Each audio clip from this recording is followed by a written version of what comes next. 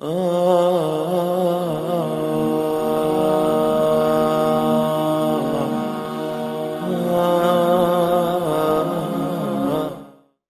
قسم کی حمد و ثنا،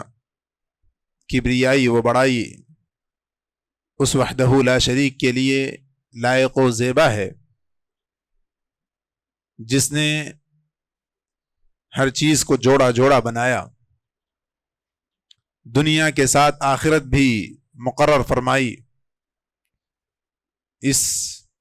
دنیاوی زندگی کے ساتھ ساتھ اخروی زندگی کو بھی متعین فرمایا، جنت اور جہنم کا قیام کیا اور بندوں کو نیکی اور بدی کا راستہ بتایا۔ بعدہ درود و سلام ہو تمام انبیاء کرام پر، خصوصاً محمد عربی صلی اللہ علیہ وسلم پر، کہ جن کو رب العزت نے ہماری ہدایت اور ہماری رہنمائی کے لیے مبعوث کیا۔ معزز سامعین، پچھلے خطبے میں اس تعلق سے بات آئی تھی کہ قیامت کے یا آخرت کے مسائل میں سے جن چیزوں پر ہمیں ایمان رکھنا ہے اس میں سب سے پہلی چیز موت ہے، کیونکہ موت ہی وہ دروازہ ہے جس سے گزر کر کے آخرت اور برزخی دنیا میں ہم داخل ہوتے ہیں۔ اور موت کی حقیقت سے متعلق کچھ باتیں آپ کے سامنے ذکر کی گئی تھی۔ موت کے بعد آخرت کا جو سب سے پہلا مرحلہ، آخرت کی جو سب سے پہلی منزل آتی ہے وہ قبر ہے۔ قبر یہ آخرت کی منزلوں میں سے پہلی منزل ہے،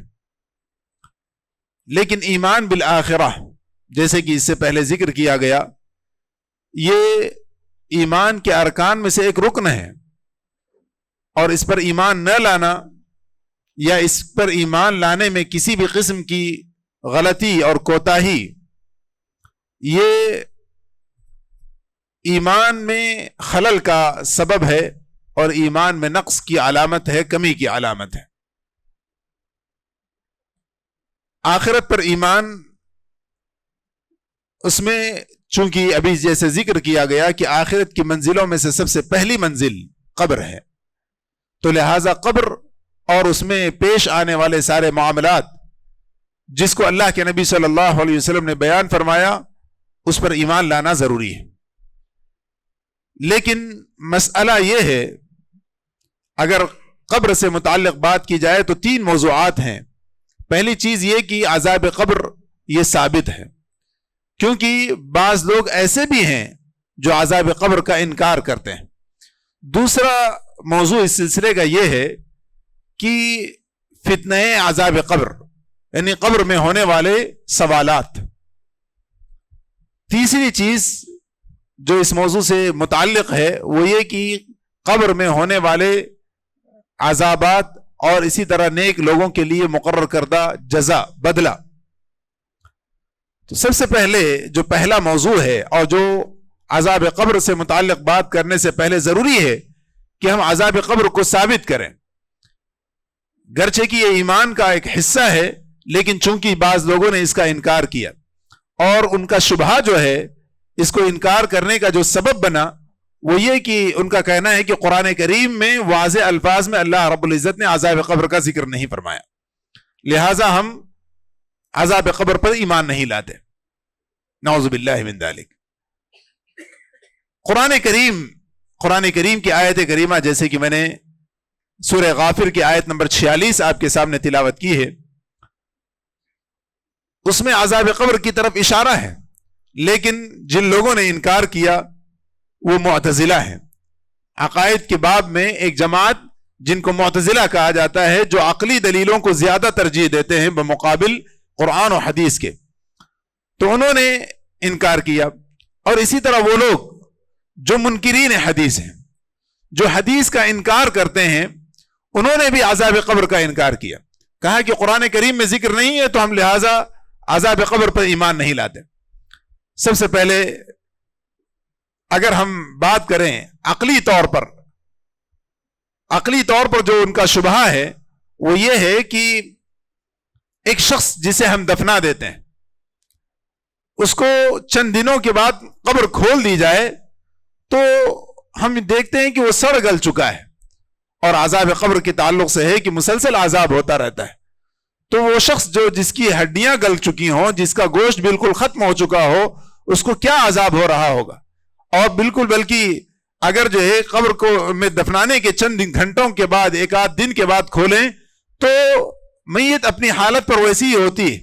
زیادہ سے زیادہ اس پر جو ہے کیڑے لگ جاتے ہیں، یا جو ہے اس میں سڑان پیدا ہونے لگتی ہے، اور اس کے علاوہ کوئی تبدیلی، کوئی عذاب یا کوئی جزا وہاں پر دکھائی نہیں دیتا. لہٰذا ہم کیسے عذاب قبر کو مانیں؟ اس کا جواب دیتے ہوئے امام نووی رحمہ اللہ نے صحیح مسلم کی شرح میں ذکر کیا کہ ہر وہ چیز جو کسی شخص کے ساتھ پیش آ رہی ہو، اس کا ادراک ہماری آنکھیں کریں یہ کوئی ضروری نہیں. اور اس کی ایک مثال اسی دنیا میں، وہ تو آخرت کے مسائل ہیں جو کہ غیبی معاملہ ہے، اس کو ہم اپنی آنکھوں سے دیکھ لیں یہ تو ممکن ہی نہیں. لیکن اس کی ایک مثال انہوں نے دنیا میں جو ہم دیکھتے ہیں اس سے دیتے ہوئے کہا کہ ایک شخص سو رہا ہوتا ہے، ہم بھی اس کے بازو میں سو رہے ہیں، وہ خواب میں دیکھتا ہے کہ وہ ایک بہت بڑی آگ میں داخل ہو گیا ہے، ایک بھڑکتی ہوئی آگ میں داخل ہو گیا. لہٰذا وہ چیختے ہوئے، درد کو محسوس کرتے ہوئے، تکلیف سے کراہتے ہوئے وہ جو ہے بیدار ہوتا ہے، نیند سے بیدار ہوتا ہے، لیکن اس کے اطراف میں کوئی آگ نہیں ہوتی. اور اسی طرح وہ شخص جو اس کے بازو میں سو رہا تھا اسے اس آگ کا کوئی پتہ نہیں ہوتا. اور اسی طرح وہ شخص جو اس کے بازو میں جاگ رہا تھا، اسے دیکھ رہا تھا، اسے اس آگ کا کوئی جو ہے نظارہ اس کی آنکھوں کے سامنے دکھائی نہیں دیتا. لیکن وہ شخص جو خواب میں جس نے وہ ساری چیزیں دیکھی ہیں، بالکل وہ حقیقت میں اگر اسے جو ہے اگر آگ میں ڈالا جائے تو جس طرح تکلیف محسوس کرتا ہے، بالکل وہ شخص اسی طرح خواب میں تکلیف محسوس کرتا ہے. تو لہذا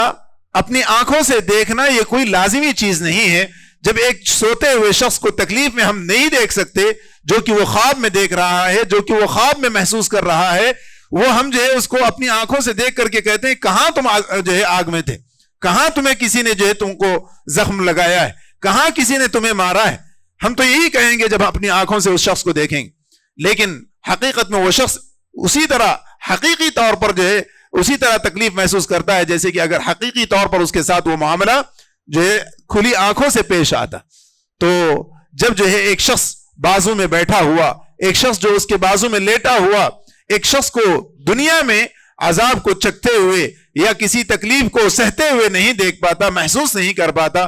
تو آخرت کے معاملات جو کہ غیبی معاملات ہیں اس کو اپنی آنکھوں سے دیکھے بغیر جو ہے یقین نہ کرنے کی بات ہی جو ہے انتہائی عقل کے خلاف ہے، انتہائی عقل کے خلاف. لہذا ہمیں چاہیے کہ آخرت کے معاملات کو قرآن و حدیث سے ثابت ہو جانے کے بعد اپنی عقل کے گھوڑے نہ دوڑا کر کلی طور پر اس پر ایمان لے آئیں. اور جیسے کہ میں نے ذکر کیا قرآن کریم میں اس بات کا اشارہ بھی ہے. وہ لوگ جو انکار حدیث کے مرتکب ہیں، جو حدیث کا انکار کرتے ہیں اور کہتے ہیں کہ قرآن مجید میں موجود نہیں لہٰذا ہم اس پر ایمان نہیں لاتے، تو ان کے سامنے قرآن کریم کی آیت کریمہ پیش خدمت ہے کہ اللہ رب العزت نے قرآن مجید میں فرمایا، سورۃ الغافر آیت نمبر 46 میں فرمایا النار يعرضون عليها غدوا وعشيا ويوم تقوم الساعة ادخلوا آل فرعون اشد العذاب. اللہ رب العزت نے فرمایا کہ وہ لوگ صبح شام ان کو جہنم کی آگ پر پیش کیا جاتا ہے، ثم ويوم تقوم الساعة، اور جس دن قیامت قائم ہوگی ادخلوا آل فرعون اشد العذاب. اللہ رب العزت نے فرمایا کہ اس دن کہا جائے گا کہ ان فرعونیوں کو، ان فرعون اور اس کے جو ہے حواریوں کو سخت عذاب میں جو ہے مبتلا کر دو. تو یہ اللہ رب العزت نے فرمایا کہ قیامت کے دن ان کے تعلق سے یہ فیصلہ کیا جائے گا کہ ان کو سخت عذاب میں مبتلا کر دو. لیکن اس سے پہلے جو صبح شام آگ پر انہیں پیش کیا جاتا ہے، یہ جو ذکر قرآن کریم میں موجود ہے وہ کس عذاب کا ذکر ہے؟ اگر وہ عذاب قبر نہیں تو اور کون سا عذاب ہو سکتا ہے؟ کیونکہ قبر سے اٹھنے کے بعد حشر کا میدان ہوگا، اور حشر کے میدان میں نیکیوں اور برائیوں کا حساب و کتاب ہوگا. اور اس کے بعد جو ہے اللہ رب العزت نے جو فرمایا کہ وَيَوْمَ تَقُومُ السَّاعَةُ أَدْخِلُوا آلَ فِرْعَوْنَ أَشَدَّ الْعَذَابِ، وہ معاملہ اس دن ہوگا. اس سے پہلے جو بات ذکر کی گئی کہ اس سے پہلے انہیں جہنم پر روزانہ پیش کیا جاتا ہے، آگ پر انہیں پیش کیا جاتا ہے، تو یہ اس بات کی طرف اشارہ ہے کہ قبر میں جو لوگ برے ہیں ان کو جو ہے آگ پر صبح شام پیش کیا جاتا ہے۔ اور اسی طرح ایک اور حدیث، ایک مرتبہ عبداللہ ابن مسعود رضی اللہ عنہ، یہ حدیث صحیح بخاری اور صحیح مسلم میں موجود ہے، عبداللہ ابن مسعود رضی اللہ عنہ نے کہا لعن اللہ الواشمات والمستوشمات والنامصات والمتنمصات والمتفلجات للحسن المغیرات خلق اللہ۔ ابن مسعود رضی اللہ عنہ نے لعنت کرتے ہوئے کچھ عورتوں پر کہا کہ اللہ رب العزت کی لعنت ہو ان عورتوں پر جو اپنے بدن پر ٹیٹو بناتی ہیں، جو اپنے بدن پر نشانات بناتی ہیں، اور جو ایسا یعنی جو کراتی ہیں اور جو کرنے والی ہیں، ٹیٹو لگانے والی اور ٹیٹو لگوانے والی، اور اسی طرح وہ عورتیں جو اپنے بالوں کو کھینچتی ہیں، خاص طور پر بھوں کے جو بال ہیں اس کو کھینچنے والی، ان پر جو ہے لعنت بھیجی، اور کہا کہ وہ عورتیں جو اپنے دانتوں کے درمیان خلا پیدا کرتی ہیں، جگہ پیدا کرتی ہیں حسن کے لیے، خوبصورتی پیدا کرنے کے لیے، تو یہ جو ہے لعنت انہوں نے بھیجی، اور کہا المغیرات خلق اللہ۔ اور اسی طرح وہ خواتین جو اپنے اللہ رب العزت کی تخلیق میں کوئی تبدیلی پیدا کرتی ہیں حسن کی اور خوبصورتی کے لیے، کوئی بھی چیز جو اللہ رب العزت نے جس خلقت پر، جس حالت پر انہیں پیدا نہیں کیا، اس چیز کو ایکسٹرا لگانا یا کسی چیز کو جو ہے بالکل ہٹانا، ایسے لوگوں پر ابن مسعود رضی اللہ عنہ نے لعنت بھیجی۔ تو ایک خاتون جن کا نام ام یعقوب تھا، جن کا تعلق بنی اسد سے تھا، وہ حضرت عبداللہ ابن مسعود رضی اللہ عنہ کے پاس حاضر ہوئی اور کہا کہ میں نے سنا ہے کہ تم نے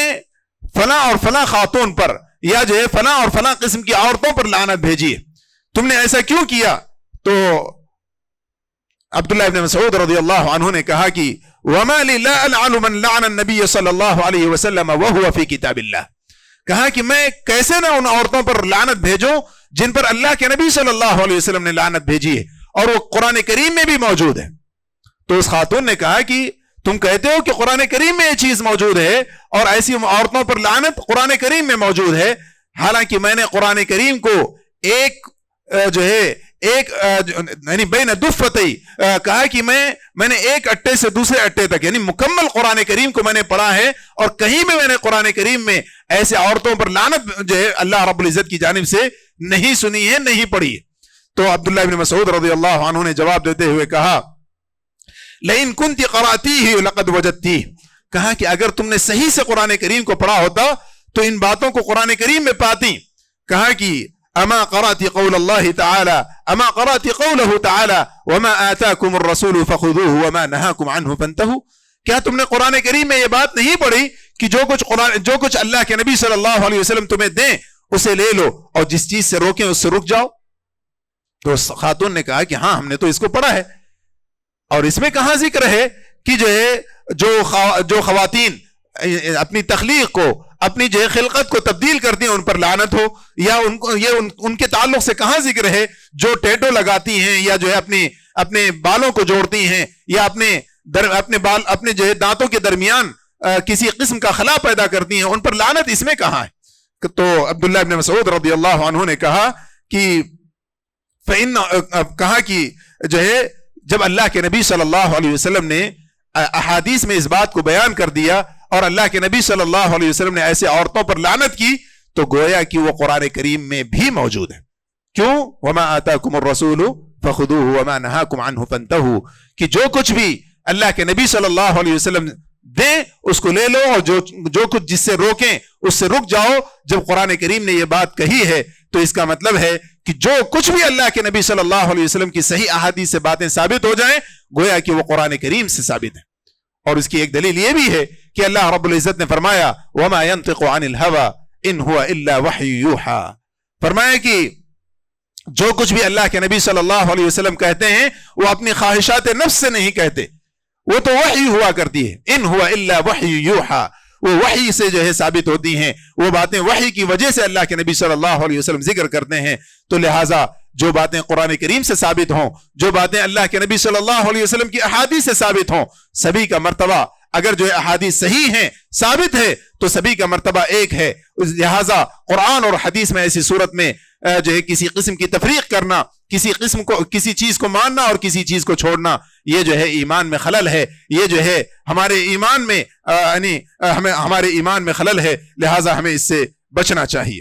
تو معزز سامعین، اس سے یہ بات ثابت ہوتی ہے کہ اللہ کے نبی صلی اللہ علیہ وسلم کی احادیث سے اگر عذاب قبر ثابت ہے تو لہٰذا گویا کہ وہ قرآن کریم میں ثابت ہے. لہٰذا اگر وہ لوگ جو کہ قرآن کریم کو مانیں اور احادیث کا انکار کریں تو انہیں یہ معلوم ہونا چاہیے کہ اللہ کے نبی صلی اللہ علیہ وسلم اپنی زبان سے جو کچھ بھی کہتے ہیں، جو کچھ بھی نکالتے ہیں، وہ جو ہے وحی کی بنیاد پر ہوتا ہے، اپنی خواہشات کی نفس کی وجہ سے نہیں ہوتا. اور جہاں تک اللہ کے نبی صلی اللہ علیہ وسلم کی احادیث کا معاملہ ہے، صحیح بخاری اور صحیح مسلم میں اور اس کے علاوہ جو ہے دیگر حدیث کی کتابوں میں کئی احادیث ایسی ہیں جس سے اللہ کے نبی صلی اللہ علیہ وسلم سے یہ دونوں ہی چیزیں ثابت ہیں کہ قیامت قبر میں عذاب قبر بھی ہوگا اور اسی طرح وہاں پر نعیم قبر بھی، یعنی اچھا بدلہ بھی انہیں دیا جائے گا. اور اس سے پہلے فتنہ قبر یعنی قبر میں جو ہے سوالات کا ہونا، یہ بھی صحیح احادیث سے ثابت ہے. اس کی سب سے پہلی دلیل جس میں اللہ کے نبی صلی اللہ علیہ وسلم نے یہ بات بیان فرمائی کہ یعنی عذاب یعنی قبر میں سوالات ہوں گے اور جو ہے جس میت کو جو ہے دفنایا جاتا ہے اس سے سوال کیا جائے گا. سنن ابی داؤد کی حدیث، عثمان رضی اللہ عنہ کہتے ہیں کہ ان النبی صلی اللہ علیہ وسلم كان اذا فرغ من دفن المیت وقف علیہ وقال استغفروا لاخیکم وسلوا له التثبیت فإنه الآن يسأل. عثمان رضی اللہ عنہ کہتے ہیں کہ اللہ کے نبی صلی اللہ علیہ وسلم جب کسی میت کو دفنانے سے فارغ ہو جاتے تو اللہ کے نبی صلی اللہ علیہ وسلم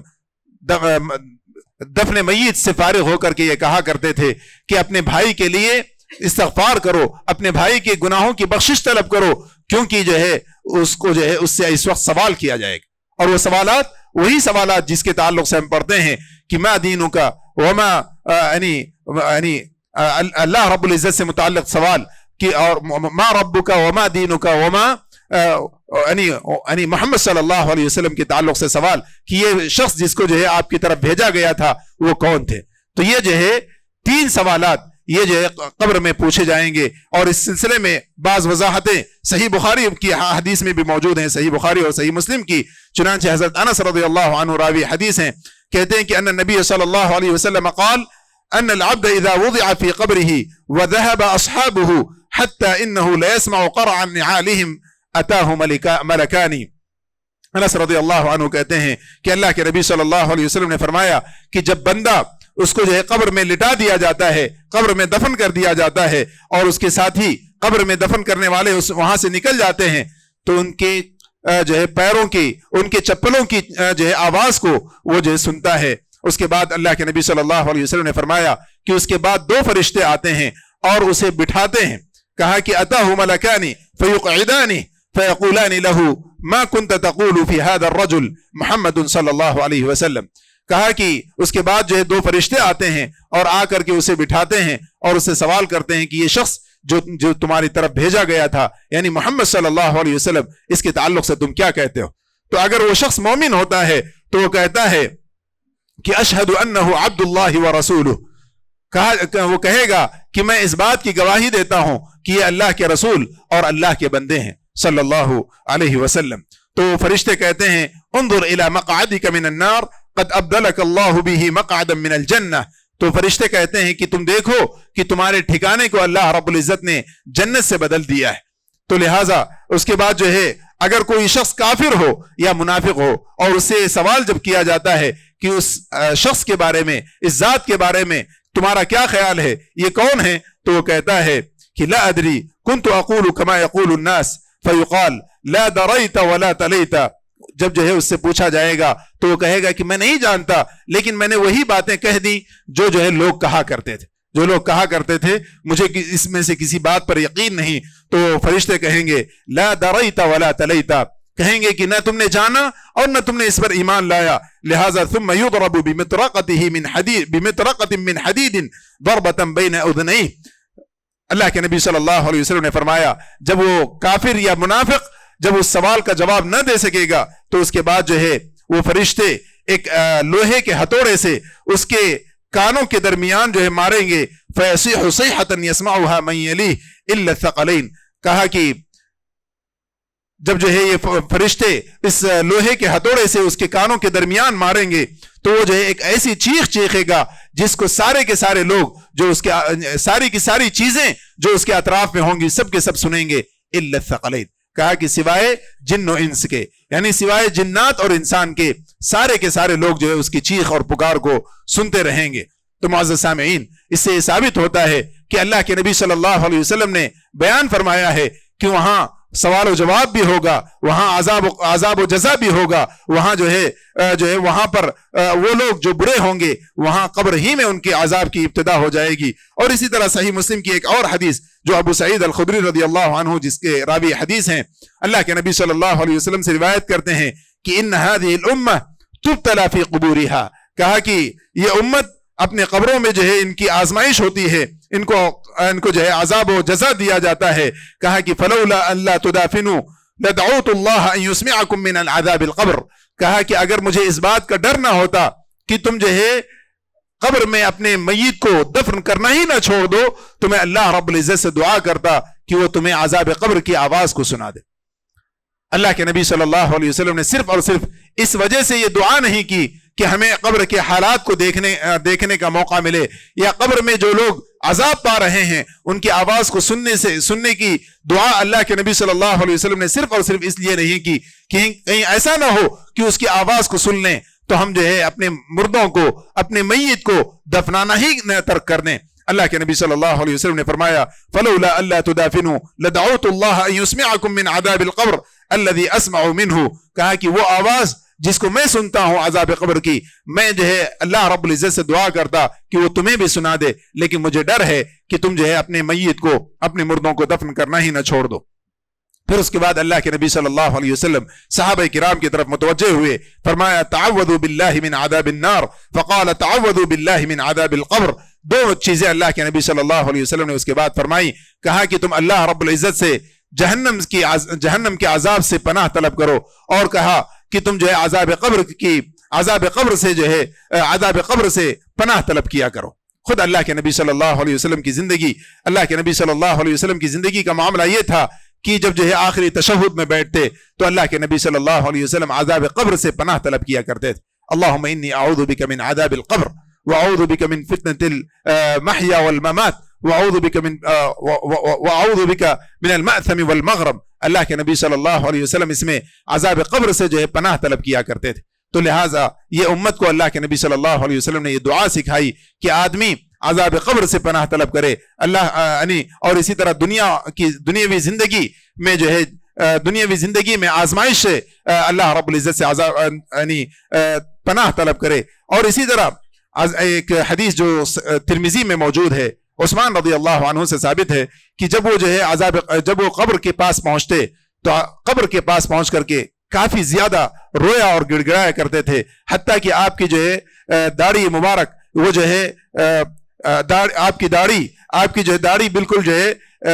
تر ہو جایا کرتی تھی، آنسوؤں سے تر ہو جایا کرتی تھی. تو ان سے کہا گیا کہ تمہارے سامنے جب جہنم کا تذکرہ ہوتا ہے، جنت کا تذکرہ ہوتا ہے، فلا تبکی، کہا کہ تم جو ہے اس وقت نہیں روتے، وہ تبکی من ہذا، لیکن جب جو ہے قبر کے پاس کھڑے ہوتے ہو یا قبر کا تمہارے سامنے ذکر ہوتا ہے تو کیا بات ہے کہ تم بہت زیادہ روتے اور گڑ گڑاتے ہو.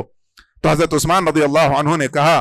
کہ انی سمعت رسول اللہ صلی اللہ علیہ وسلم قال، فرمایا کہ میں نے اللہ کے رسول صلی اللہ علیہ وسلم کو یہ بات کہتے ہوئے سنا ہے کہ ان القبر اول منزل من منازل الاخرہ. کہا کہ میں نے اللہ کے رسول صلی اللہ علیہ وسلم کو یہ کہتے ہوئے سنا ہے کہ